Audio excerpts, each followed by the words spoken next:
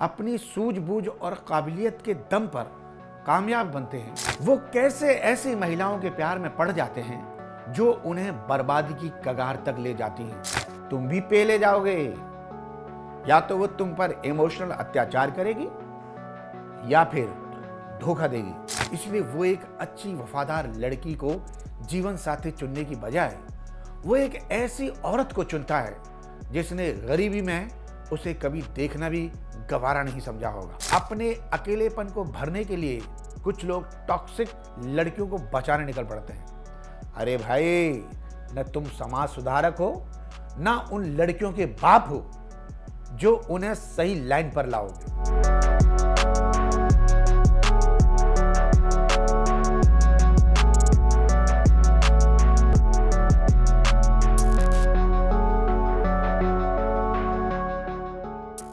गलत रिश्तों के मारे आईपीएल के सितारे, अर्श से फर्श का सफर करना, धूल से उठकर धनवान बनना, यही तो मेरा तुम्हारा हर उस आदमी का सपना है जो खानदानी अमीर नहीं है।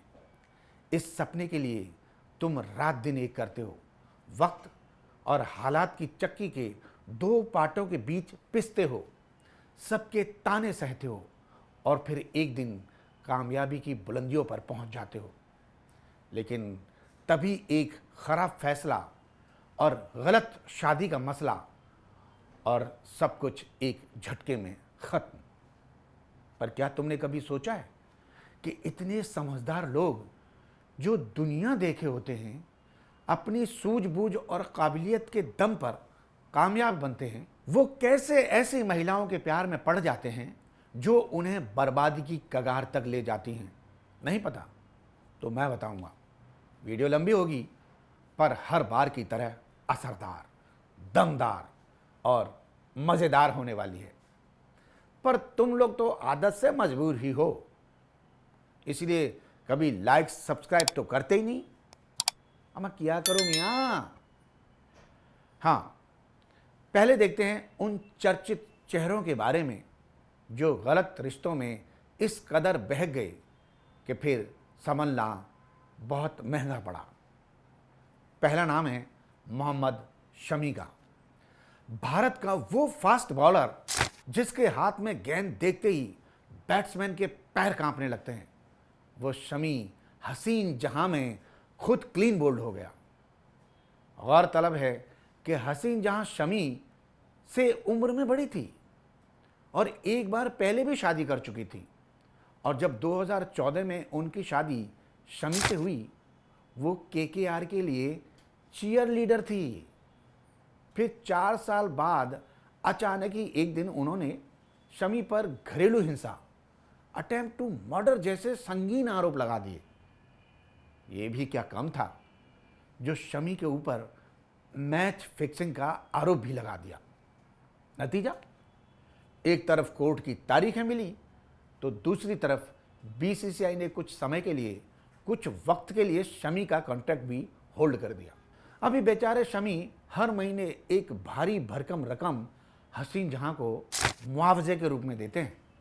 अब हमारे दूसरे पत्नी पीड़ित शख्स हैं शिखर धवन।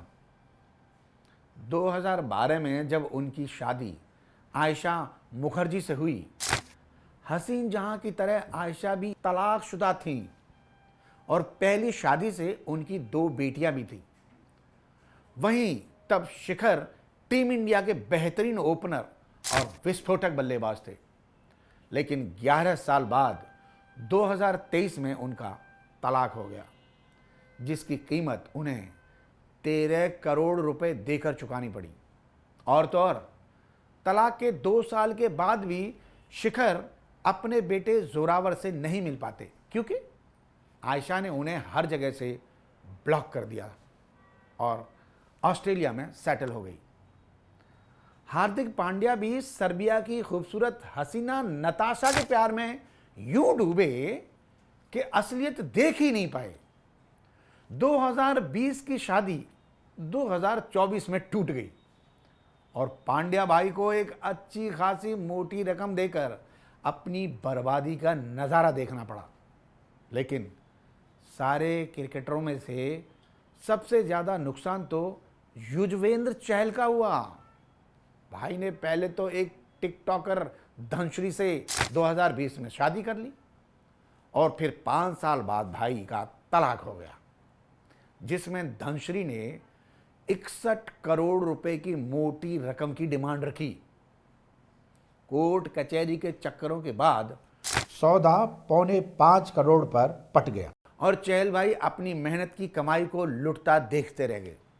खैर, इन चारों केसेस में एक समानता है कि ये सारे क्रिकेटर्स नॉर्मल बैकग्राउंड से उठकर आए हैं, यानी जो किया है अपने दम पर किया है, अपने बलबूते पर ये मुकाम हासिल किया है।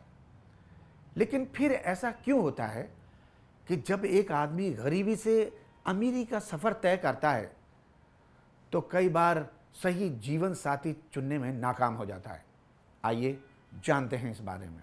वो क्या होता है ना, जब एक गरीब आदमी अमीरी की ओर बढ़ रहा होता है तब उसका सपना होता है कि वो भी दूसरे बड़े लोगों की तरह एलिगेंट और क्लासी महिलाओं को डेट करे, लेकिन उनके आसपास ऐसे ऑप्शंस ना के बराबर होते हैं। इसलिए ये लोग जब अमीर बन जाते हैं ना तो ऐसी औरतों की तरफ अट्रैक्ट होते हैं जो बाहर से तो ग्लैमरस नज़र आती हैं पर उनमें गहराई बहुत कम होती है। मैं ये नहीं कहता कि सारी अमीर दिखने वाली लड़कियां बुरी ही होती हैं, मगर एक भी ख़राब लड़की आपके जीवन को जहन्नुम बनाने के लिए काफ़ी है। वो ख़राब लड़की तुमको लब बॉम्ब करेगी, इतनी बड़ी बड़ी तारीफ़ें करेगी और तुम भी उसके प्यार में ऐसे मग्न हो जाओगे जैसे वो दुनिया की आखिरी लड़की हो और अपनी ज़िंदगी का सारा कंट्रोल उसको दे दोगे। फिर क्या होगा? तुम भी पेले जाओगे। या तो वो तुम पर इमोशनल अत्याचार करेगी या फिर धोखा देगी या तुम्हारी दौलत अपने नाम कर लेगी। तो भाई ज़रा संभल कर रहो, बड़े धोखे हैं इस राह में। दूसरी बात यह है कि लुक्स से बड़ा कैरेक्टर है।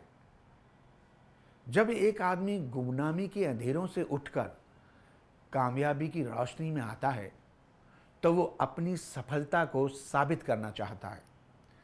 इसके लिए वो करोड़ों की घड़ियां, गाड़ियां, कपड़े पहनता है और फिर सबसे ऊपर आती है एक हाई स्टेटस लड़की जिससे शादी करके वो खुद को दुनिया की नज़रों में बड़ा सिद्ध करने की कोशिश करता है। इसी वजह से ये सेल्फ मेड लोग लुक्स को, फेम को ज़्यादा भाव देते हैं और नेचर कहीं पीछे छूट जाता है। तीसरा सबक है गोल्ड डिगर्स से बचो। अच्छा, एक और बड़ी बात यह है कि गरीबी के दौरान हम लोगों का इंटरेक्शन महिलाओं से ज़्यादा नहीं होता। ज़्यादातर गरीब और लोअर मिडिल क्लास के लोग सरकारी स्कूल में पढ़ते हैं जहां लड़कों और लड़कियों की स्कूल टाइमिंग अलग अलग होती है।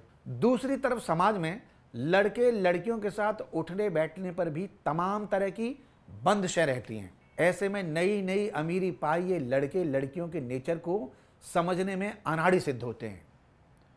वो अटेंशन, प्यार समझ बैठने की भूल कर बैठते हैं और वो समझ ही नहीं पाते कि भाई वो तेरे पीछे नहीं है। तूने जो खून पसीना बहाकर जो दौलत शोहरत कमाई है ना, वो उसके पीछे हैं। समझता नहीं है यार। इन लोगों को हमेशा वैलिडेशन लेने की आदत होती है। भाई जब ये लोग गरीब थे तो सुंदर लड़कियों ने कभी इन्हें भाव नहीं दिया, पर अब एक दौलतमंद शख्स होने के बाद उसको वही अटेंशन चाहिए जो उसे कभी नहीं मिली। इसलिए वो एक अच्छी वफादार लड़की को जीवन साथी चुनने की बजाय वो एक ऐसी औरत को चुनता है जिसने गरीबी में उसे कभी देखना भी गवारा नहीं समझा होगा। पांचवी गलती है इमोशनल इंटेलिजेंस की कमी होना। ज़्यादातर सेल्फ मेड लोग पैसे, रसूख और कामयाबी की दौड़ धूप में इतना खो जाते हैं कि इमोशनल इंटेलिजेंस नहीं सीख पाते। वो बिजनेस के दांव पेच तो बखूबी समझते हैं पर शातिर महिलाओं के प्रपंच को नहीं समझ पाते। इसलिए ऊपरी दिखावे और इमोशनल गेम्स में फंसकर अपनी जिंदगी बिगाड़ते हैं। तो समझ जाओ कि जितना तुम्हारा बिजनेस और नेटवर्किंग ज़रूरी है, उतना ज़रूरी है रिश्ते नातों की बारीकियों को समझना। नहीं तो नौकरी से पैसा आएगा और मेंटेनेंस या अलीमनी में निकल जाएगा। छठी कमी, या यूं कहें कि एक ख्याल जो मन में आता है, वो है लॉयल्टी गिल्ट। कहते हैं कि कामयाब आदमी से अकेला कोई नहीं होता, और गरीबी से अमीरी की दौड़ में कई अपने पीछे छूट जाते हैं। कुछ पक्के दोस्त रूठ जाते हैं, तो अपने अकेलेपन को भरने के लिए कुछ लोग टॉक्सिक लड़कियों को बचाने निकल पड़ते हैं। अरे भाई, न तुम समाज सुधारक हो, ना उन लड़कियों के बाप हो जो उन्हें सही लाइन पर लाओगे। तुम्हारे लिए एक ही मंत्र है, सेठ अपनी देख। तुम समझ ही नहीं पाते कि पैसा सब कुछ नहीं होता मेरे दोस्त। तुम जेफ बेजोस को जानते हो? अमेज़न वाले। क्या हुआ? एक एंकर के चक्कर में अपनी 16 साल की शादी तोड़ी, और फिर 2019 में 3 लाख करोड़ की अलीमनी दी। एलोन मस्क, बिल गेट्स, सबके सब अरबपति खरबपति हैं।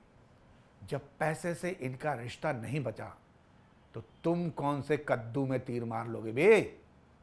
हाँ, हो सकता है पैसे ने तुम्हारी रोटी, कपड़ा, मकान की समस्या को हल कर दिया हो, पर वो भी टॉक्सिक रिलेशनशिप के जहर को कम नहीं कर सकता। उसके लिए कुछ नुस्खे हैं जो तुम्हें हमेशा अपनाने चाहिए। अगर तुम्हारे आसपास की लड़कियों की नज़र तुमसे ज़्यादा तुम्हारी जेब पर है, तो सावधान हो जाओ। एक अच्छी लड़की हमेशा तुम्हारी ज़िंदगी में सुकून लाएगी, और सिर्फ तुम्हारी अमीरी में ही नहीं, बल्कि बुरे वक्त में भी तुम्हारी हिस्सेदार बनेगी। ऐसे लोगों का पीछा करना छोड़ दो जिन्होंने तुम्हें तुम्हारे बुरे वक्त में इग्नोर किया था। प्यार में पड़ना आसान है, लेकिन प्यार निभाना मुश्किल है। इसलिए परखो, जानो, कमिट करने से पहले वक्त और अक्ल दोनों का भरपूर इस्तेमाल करो, क्योंकि तुम्हारा एक फैसला तुम्हारा करियर, कामयाबी और मन की शांति खत्म करने के लिए काफ़ी है। इसलिए सख्त लौंडे बनो, सख्त लौंडे, मस्त नहीं। तो आज के वीडियो में इतना ही। अगले वीडियो में होगी नई जानकारी, नया ज्ञान। तब तक के लिए जय भारत, जय श्री राम।